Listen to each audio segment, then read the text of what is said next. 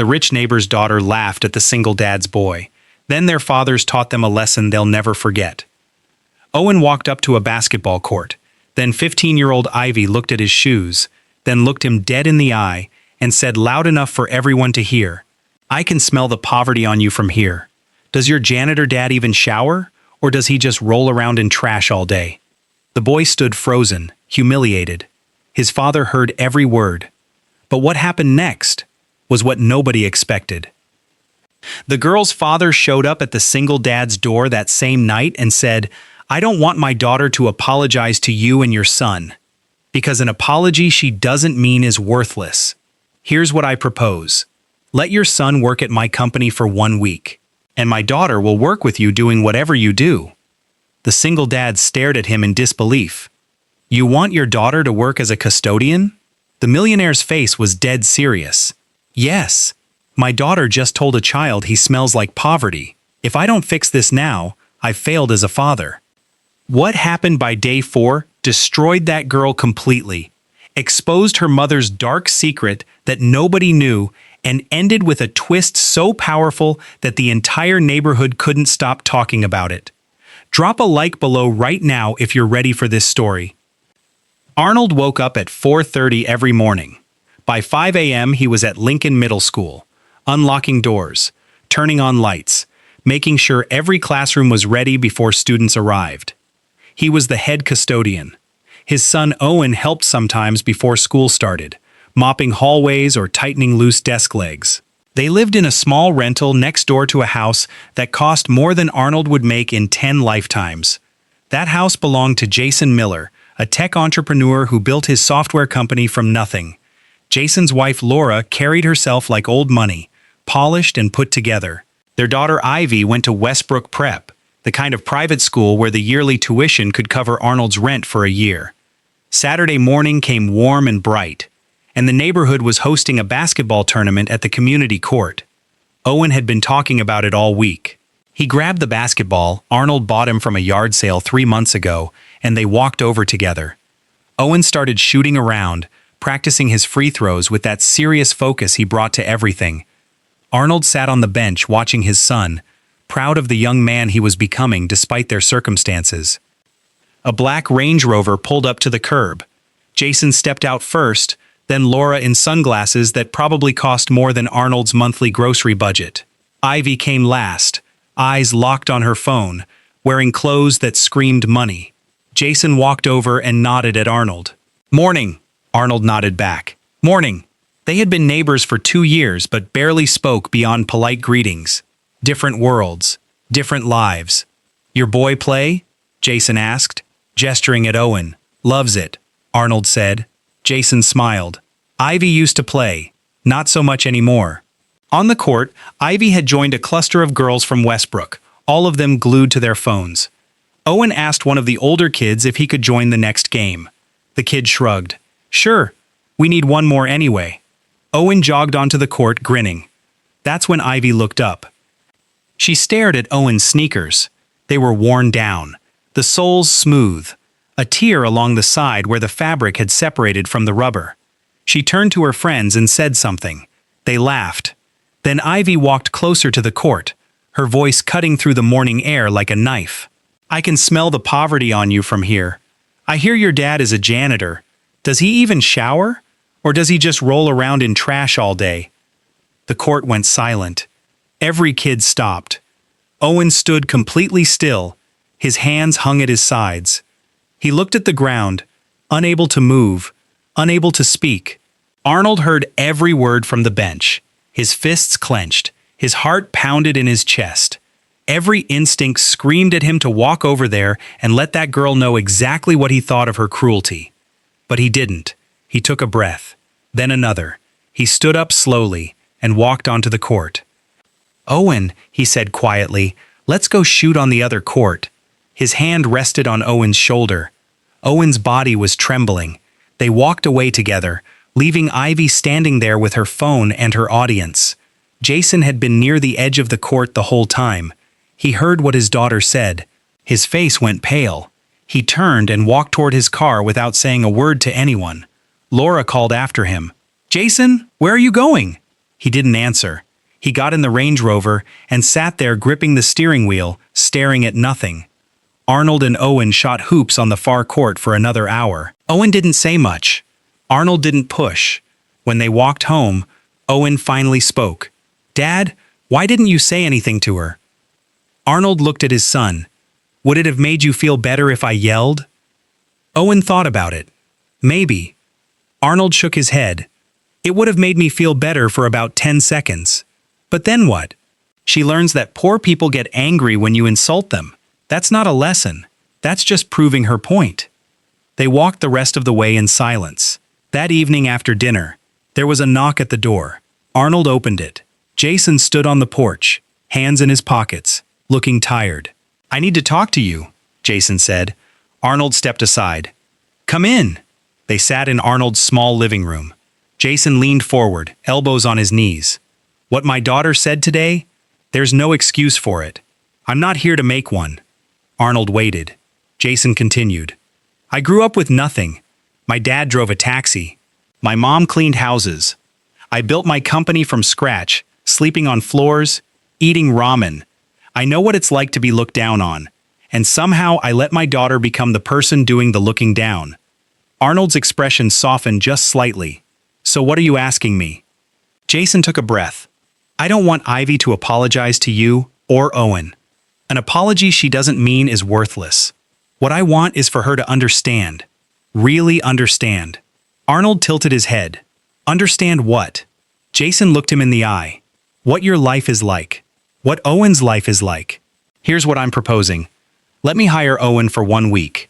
He works at my company, shadows me, learns what I do. And in exchange, Ivy works with you doing whatever you do. Real work. Real hours." Arnold stared at him. "You want your daughter to work as a custodian?" Jason nodded. "Yes. And I want your son to see what my world looks like. Not because one is better than the other, but because both of them need to walk in shoes they've never worn." Arnold leaned back. "Your wife will never agree to this." Jason's voice was firm.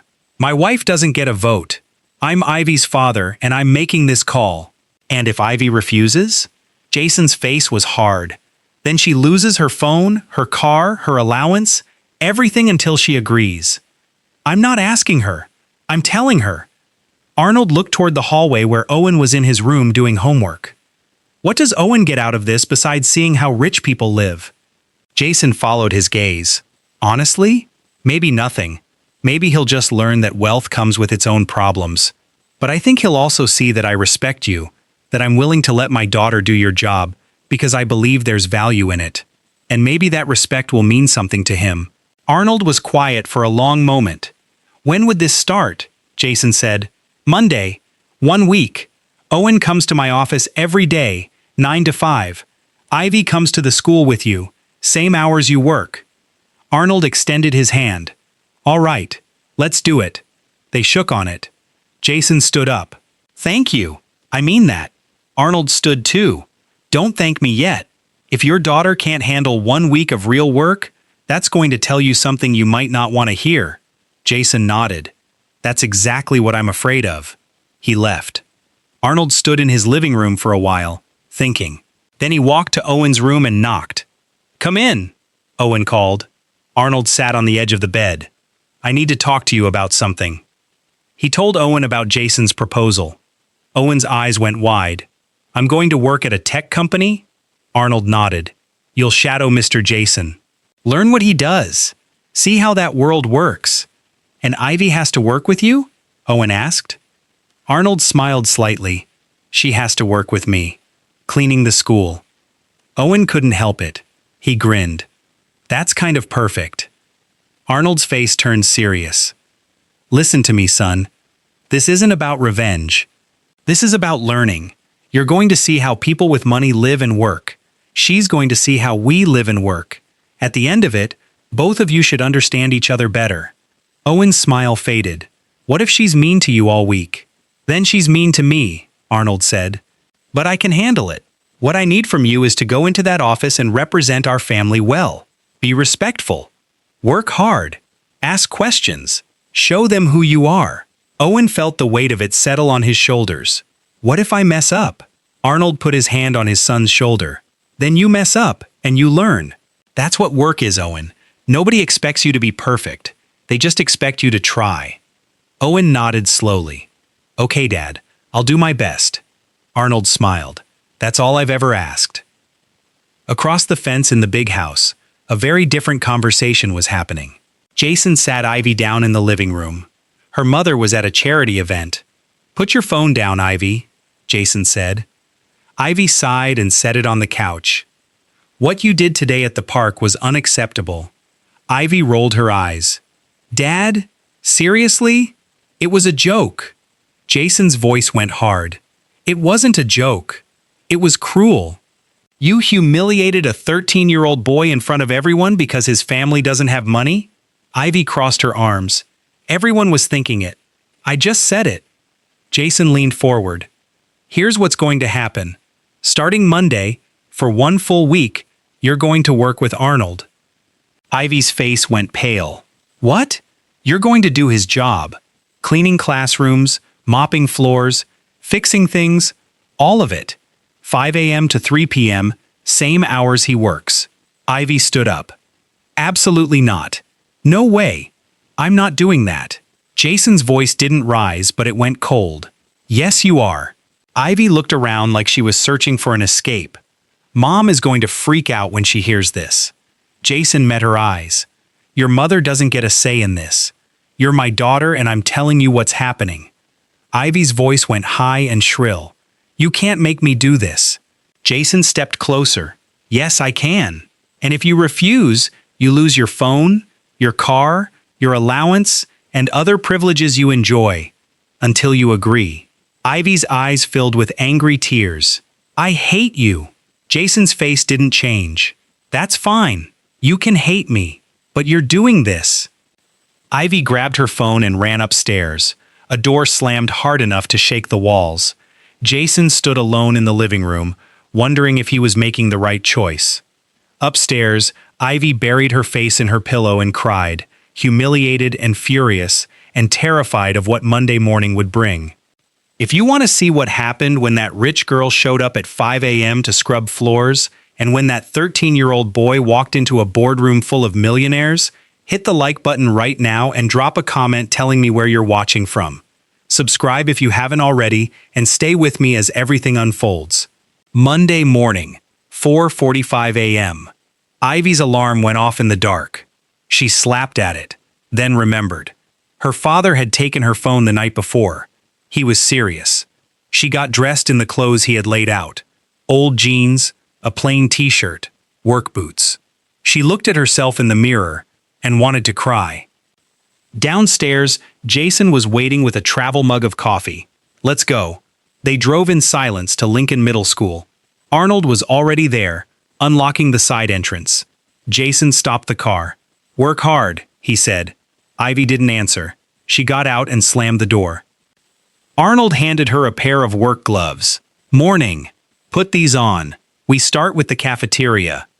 Ivy followed him inside, already hating everything. The cafeteria was a disaster from Friday's lunch. Sticky floors, trash overflowing, tables covered in dried food. Arnold handed her a mop and bucket. Start with the floors. Dip, wring, mop.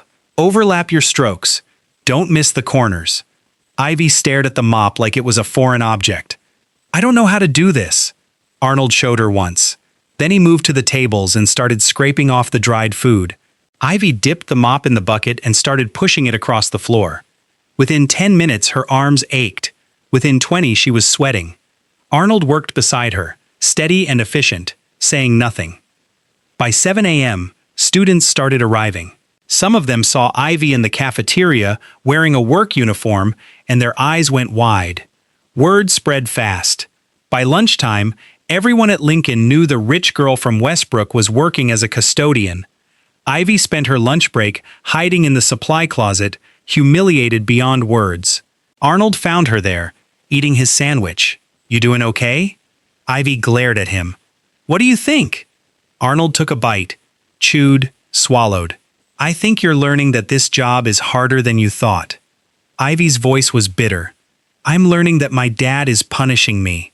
Arnold shook his head. Your dad is trying to teach you. There's a difference. Ivy looked away. Whatever. Arnold stood to leave, then stopped. For what it's worth, you did good work this morning. Cafeteria looks better than it has in weeks.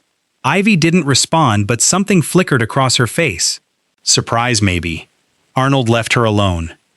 Across town, Owen was having a completely different first day. He stepped into Jason's office building, 15 minutes early. Jason met him in the lobby wearing a suit. Ready? Owen nodded, nervous.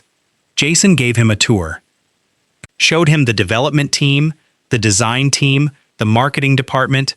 Everyone was friendly, asking Owen questions about school. By 10 a.m., Jason brought Owen into a product meeting. 10 people sat around a table discussing a new app feature. They used words Owen didn't understand. UI, UX, conversion rates, analytics. Jason asked him halfway through, Owen, what do you think? If you were a user, would this feature be useful? Owen hesitated. I don't really understand what it does yet. The room chuckled. Jason smiled. Fair. Let me explain. He broke it down in simple terms. Owen listened, then said, Oh, yeah, that sounds helpful. Jason nodded. See? User perspective matters. Owen felt a small flash of pride. At lunch, Jason took him to an expensive restaurant. Owen looked at the menu, and everything was over $20. He ordered the cheapest thing. Jason noticed, but didn't say anything. Over lunch, Jason asked, What do you think so far? Owen said, It's really different from what I'm used to. Everyone's really smart. Jason nodded. They are. But smart just means different skills. It doesn't mean better. Owen asked, Did you always want to do this? Build a company? Jason shook his head. Honestly, I just wanted to not be poor anymore. I wanted my parents to stop working so hard. He paused. Once I got here, I realized money solves some problems but creates others. Like what? Owen asked. Jason looked out the window. Like forgetting where you came from. Like raising kids who think they're better than other people because of what they have instead of who they are. Owen was quiet. Jason looked back at him. Your dad has something I lost, Owen. He has clarity. He knows what matters. And he's teaching you the same thing. Owen's voice was soft. My dad's the best person I know. Jason smiled, sad. I believe that. Days 2 and 3 passed. Ivy was exhausted in a way she had never been. Her muscles screamed. Her hands blistered even through the gloves. She cleaned bathrooms, mopped hallways, hauled trash that felt impossibly heavy. Arnold worked beside her, never complaining, never slowing. On day 3, a little girl ran up to Arnold in the hallway. Mr. Arnold, you fixed my desk. Arnold smiled. I did. Is it working better? The girl nodded hard. Now my papers don't slide off. Thank you. She hugged his leg and ran off. Ivy watched this. That afternoon, Arnold asked her to help fix a broken water fountain. It required tools and patience. Ivy worked carefully, following his instructions. When they got it running again, Arnold said, You've got good hands. Steady. Ivy felt a flash of pride she didn't want to feel. Owen spent days 2 and 3 learning coding basics and sitting in on strategy meetings. On day 3, Jason gave him a challenge. Tomorrow I want you to present one feature of our app to the team. Your choice which one. You have today to prepare. Owen's eyes went wide. Me? Present? Jason nodded. You've been watching us. Now it's your turn. Owen spent the rest of the day preparing, asking questions, taking notes. That night he practiced in front of Arnold. Arnold listened, then said, You know your stuff, son. Just talk to them like they're people, not like you're performing. Owen nodded, nervous but determined. Day 4 arrived. At 6 a.m., Ivy was on her hands and knees in the second-floor bathroom scrubbing vomit off the tile. Some kid had gotten sick during early practice. The smell was horrible. Her eyes watered. Her stomach turned. She wanted to quit so badly. But she thought about Arnold in the next stall doing the same work without complaint. She thought about that little girl hugging his leg. She kept scrubbing. By 8 a.m., the bathroom was clean. Ivy washed her hands and stepped into the hallway. That's when she saw them. A group of girls from Westbrook Prep. They were there for a joint program with Lincoln. And at the front was Madison, Ivy's best friend. Ivy froze. Madison's eyes locked on her. On the uniform. On the work boots. On the sweat. Madison's mouth fell open. Ivy? Is that you? What are you doing? The other girls turned to look. One whispered loud enough to hear, "Oh my God, what is she doing?" Madison walked closer, her face a mix of shock and pity. "Ivy, what happened? Are you in trouble or something?" Another girl snickered. "Has your dad gone broke? Or is this like community service?"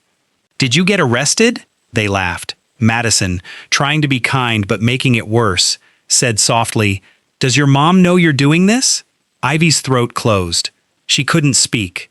She turned and walked quickly down the hall, away from them. She found the supply closet and shut herself inside. Then she broke. She slid down the wall and sobbed. Ugly, gasping sobs. The door opened. Arnold stepped in carrying his toolbox. He saw her on the floor and sighed. He sat down on an overturned bucket across from her and waited. Ivy tried to stop crying but couldn't. Finally she choked out, "They saw me." "My friends, they laughed at me." Arnold nodded. "That hurt." Ivy nodded, tears streaming. Arnold's voice was gentle. "That's what you did to my son, Ivy." Ivy covered her face with her hands. I know. I'm so sorry." Arnold leaned forward. "Why did you do it?" Ivy's voice came out muffled. "Because my mom taught me that being poor is the worst thing you can be. That people who don't have money don't matter as much." Arnold asked quietly, "And do you believe that now?"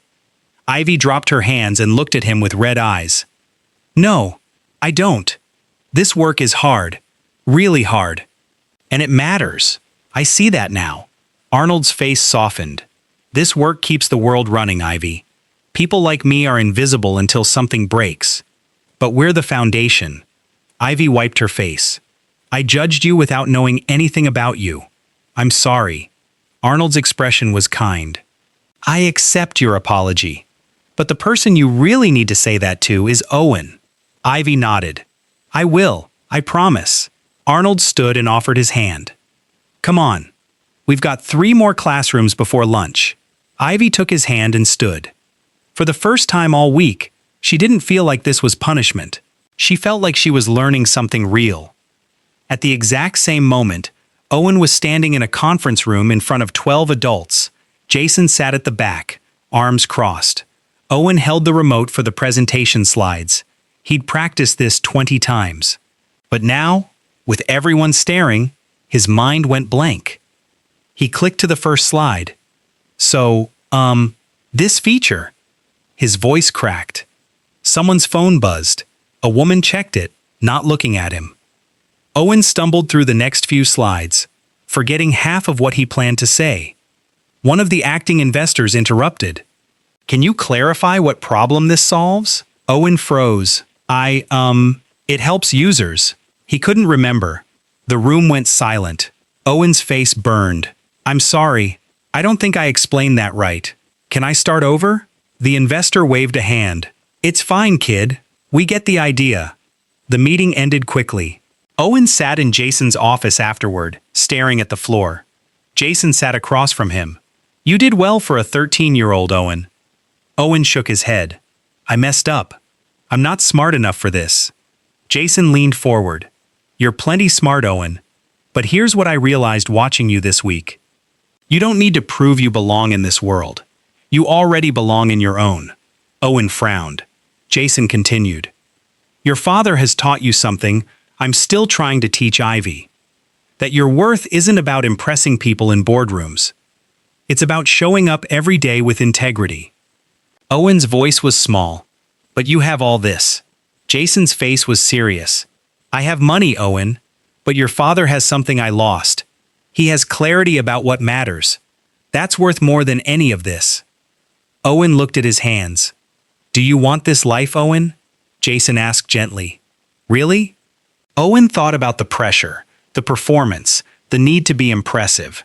Then he thought about his dad waking before the sun, working hard, coming home tired but never bitter. Owen looked up confused. Jason interrupted him. "Owen, wealth looks glamorous from a distance, but up close, it's responsibility. Never think money comes because you want it badly enough. Money follows value. The more problems you solve, the more people trust you, the more disciplined you become, the more wealth finds you.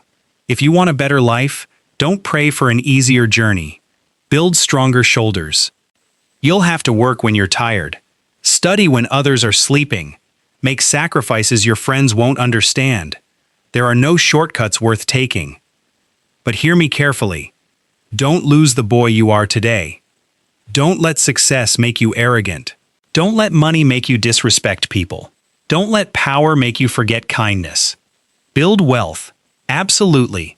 Lift your family out of struggle. Dream bigger than this house. But never become so rich that you can no longer recognize the value of honesty, humility, and hard work." Owen's eyes filled. Jason patted him on his shoulders. "Let me take you back to pick up Ivy. I think you two need to talk." They drove to Lincoln Middle School. Arnold and Ivy were in the main hallway. Ivy was pushing a cleaning cart, exhausted but calmer. She saw Owen and stopped. Jason said, "I'm going to talk to Arnold. You two should talk." He walked off. Owen and Ivy stood in the empty hallway. Ivy spoke first. "I'm sorry." Owen didn't answer. Ivy's voice shook. "What I said to you at the park was cruel. You didn't deserve it." Owen crossed his arms. "So why did you say it?" Ivy looked down. "Because I thought people like you were less than people like me. Because my mom taught me that having money made us better." "And now?" Owen asked. Ivy met his eyes. "Now I know that's garbage. Your dad works harder than anyone I've ever met. This job requires skill and strength. I couldn't have done one day of this last week." Owen's face softened. "But you didn't quit." Ivy shook her head. "No, because I needed to understand what I did to you. And I do now. I humiliated you. I made you feel worthless. And I'm so sorry." Owen was quiet. Then he said, "My dad told me that how people treat you says more about them than it does about you." Ivy nodded, tears in her eyes. Owen continued, "You treated me like I was nothing because you didn't know any better. But now you do. Can you forgive me?" Ivy asked. Owen took a breath. "Yeah, I can." Ivy's face crumpled with relief. "Thank you." Owen extended his hand. "Let's start over. I'm Owen." Ivy smiled through tears and shook it. "I'm Ivy. Nice to meet you." They laughed, awkward and real. That night, Jason came home to find Laura waiting. Her face was tight. "We need to talk." Jason set his keys down. "All right?" Laura stood. "You humiliated our daughter. The whole neighborhood is talking." Jason's voice was calm. "I don't care what they're saying, Laura." Laura's voice rose. "Well, I do. I worked hard to build our reputation, and you're tearing it down." Jason stepped closer. "Why does that scare you so much? Why are you terrified of people thinking we're not wealthy?" Laura looked away. "I'm not terrified." Jason shook his head. "It's more than that. You look down on people who have less. You taught Ivy to do the same. Why?" Laura's hands clenched. "Because I know what it's like." The words burst out, loud and raw. Jason stopped. "What?" Laura's eyes filled. "I know what it's like to be poor, Jason. To have nothing. To be looked down on." Jason stared. "What are you talking about? You came from money." Laura laughed bitterly. "I came from money that disappeared. My father's company went bankrupt when I was 14. We lost everything." Jason's voice was soft. "You never told me." Laura's tears spilled. "Because it was humiliating. We moved into a trailer park. I went from private school to public school in thrift store clothes. People treated me like I was worthless. Like I didn't matter anymore." Jason reached for her, but she stepped back. Laura's voice shook. "I spent 4 years being nobody, being invisible, being mocked, and I swore I'd never go back. I'd never be poor again." Jason's voice was gentle. "Laura, we're not poor." Laura's voice broke. "But we could be. It could disappear just like it did for my family. And if it does, people will treat us the way they treated me. Jason pulled her into his arms. She resisted, then collapsed against him, sobbing. Jason held her. What happened to you was wrong. Those people were wrong. But you can't let that fear control you. You can't teach Ivy to look down on people because you're afraid of being looked down on. Laura cried into his shoulder. I don't know how to stop. Jason kissed her head. Then we'll figure it out together. 2 months later, everything had changed. Ivy transferred to Lincoln Middle School. She insisted on the transfer because she felt that some of the kids in Westbrook Prep were fake, and friendships there weren't genuine. They cared more about status than genuine human relationships. The transition was hard at first. Some kids were suspicious. But she showed up, did the work, didn't act superior. Owen helped her navigate, introduced her to people, defended her when others doubted. Slowly, they became real friends. Ivy started a scholarship fund for kids who couldn't afford supplies or field trips. She didn't do it for recognition. She did it quietly. Arnold thanked her one day. Ivy smiled. I'm just trying to use what I have to help people I care about. Laura started therapy to work through her trauma. It was slow and painful, but she was trying. Jason and Arnold became genuine friends, meeting for coffee every Saturday. One Saturday, Owen and Ivy played basketball at the same court where it all started. A kid from another neighborhood made a derogatory comment about another boy. Ivy stepped in immediately. Hey, that's not cool. Apologize. The kid, surprised, mumbled sorry. Owen grinned at Ivy. Look at you. Ivy grinned back. I learned from the best. Arnold watched from the bench, feeling something he hadn't felt in years. Not hope for just his son, hope for all of them. The world didn't change overnight. But people could, and sometimes that was enough. If this story touched you, do me a favor. Share it with someone who needs to hear it. Leave a comment about the part that hit you the hardest. And subscribe, because stories like this, stories about what really matters, that's what this channel is all about. Thank you for watching. See you in the next one.